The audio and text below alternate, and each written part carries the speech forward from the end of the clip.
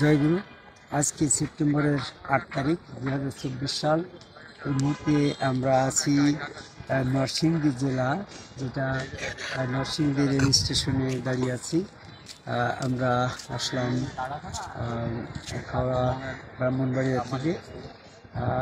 এই পর্যায়ে আমি একটা কথা বলতেছি, সূরা নিসার 86 নম্বর আয়াতে বলছে, যখন তোমাকে অভিবাদন করা হয় কোনো ভাষা দিয়ে, তখন তুমি অনুরূপ ভাষায় সেই অভিবাদন করবে, তাকে সম্বোধনা করবে, কিংবা তার থেকে আরও উত্তম।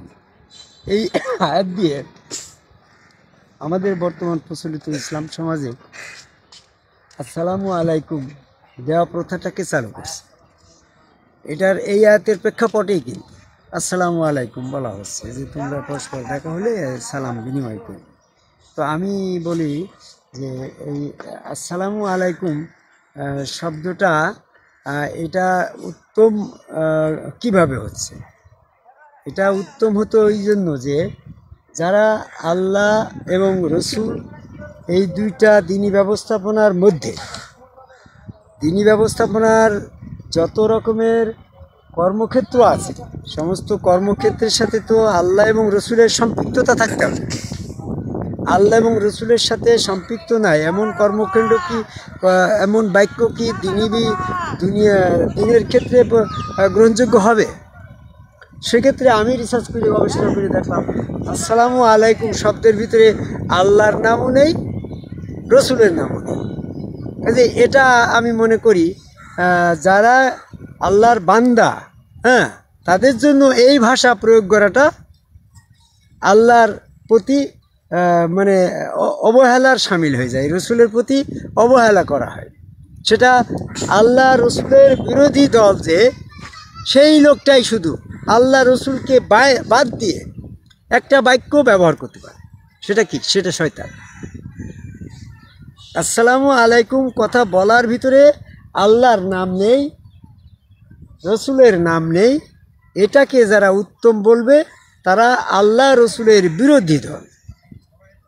এই জন্য অনেকেই প্রশ্ন করে যে তাহলে যে আল্লাহ বেহেশতের ভিতরে তার বান্দাদের প্রতি বলা হবে আসসালামু আলাইকা, তোমাদের প্রতি শান্তি বর্ষিত হোক, এটা তো আল্লাহ তো আর আল্লাহর নাম জপনা করতে পারে না, আল্লাহ তো আর রসুলের নাম জপনা করতে পারে না।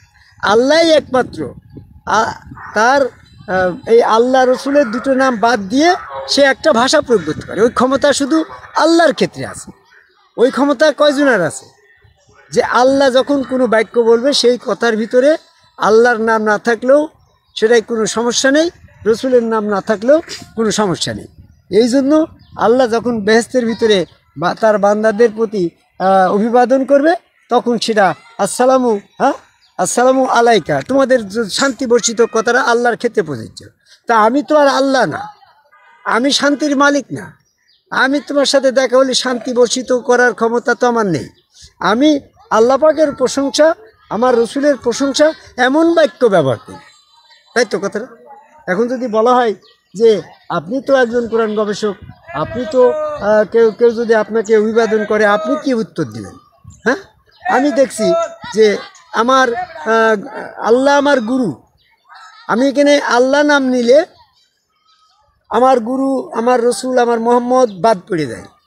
আবার যদি মোহাম্মদ নাম করি তাহলে আমার আল্লাহ বাদ পড়ে যায়। এজন্য আমি তখন এমন একটা পলিসি অ্যাপ্লাই করছি, এমন একটা ভাষার অনুসন্ধান করছি যেখানে আমার আল্লাহর নামও উচ্চারিত হয়, আমার রসুলের নামও উচ্চারিত হয়। সেটা আল্লাহর গুণবাচক নাম গুরু, সূরা রহমানের 4 নম্বর আয়াত, আর রসুলের গুণবাচক নাম গুরু, সূরা বাকারার 151 নম্বর আয়াত। আমি এই জন্য তখন জয় গুরু বলে সেই বিষয়টাকে অভিবাদন করে থাকি।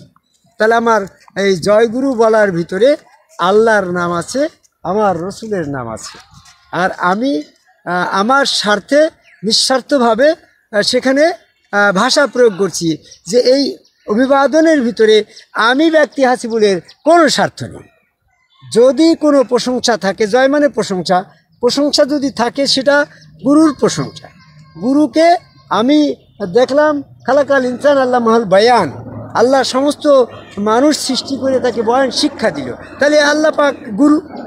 আবার রসুল তোমাকে কিতাব শিক্ষা দেবে, হিকমত শিক্ষা দেবে, অজানা বিষয় শিক্ষা দেবে, সূরা বাকারা 151 নম্বর আয়াত। তো রসুলেরও গুণবাচক নাম গুরু।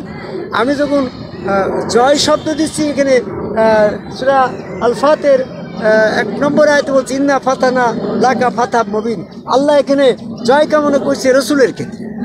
তো আমিও আমার গুরু রসুল, আমার গুরু আল্লাহ, এদের জয় কামনা করি।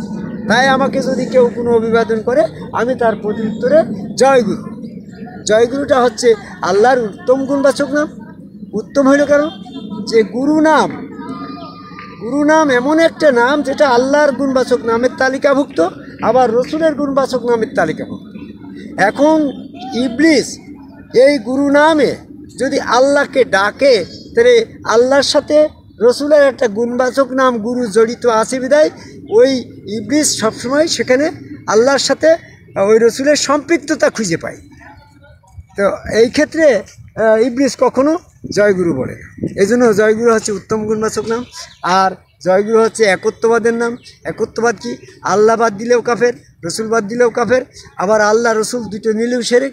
এই জন্য জয়গুরু আল্লাহর নাম, গুরু আল্লাহর নাম, গুণবাচক নাম, আবার গুরু রসুলের গুণবাচক নাম। আমি যখন গুরু নামে জয় দেব তখন আল্লাহ রসুল দুইজনকে একত্ববাদে আনা গেল। এই জন্য জয়গুরু হচ্ছে একত্ববাদ এবং উত্তম গুণবাচক নাম।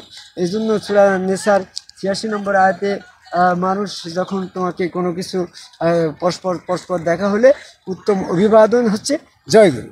জয়গুরু বলার আহ্বান করি এই নরসিংদী জেলার নরসিংদী স্টেশনে দাঁড়িয়ে পৃথিবীর সকল মানুষকে সূরা নিসার 86 নম্বর আয়াতের প্রেক্ষাপটে জয়গুরু দিয়ে অভিবাদন করার আহ্বান করে আমার কথা শেষ করি। জয়গুরু।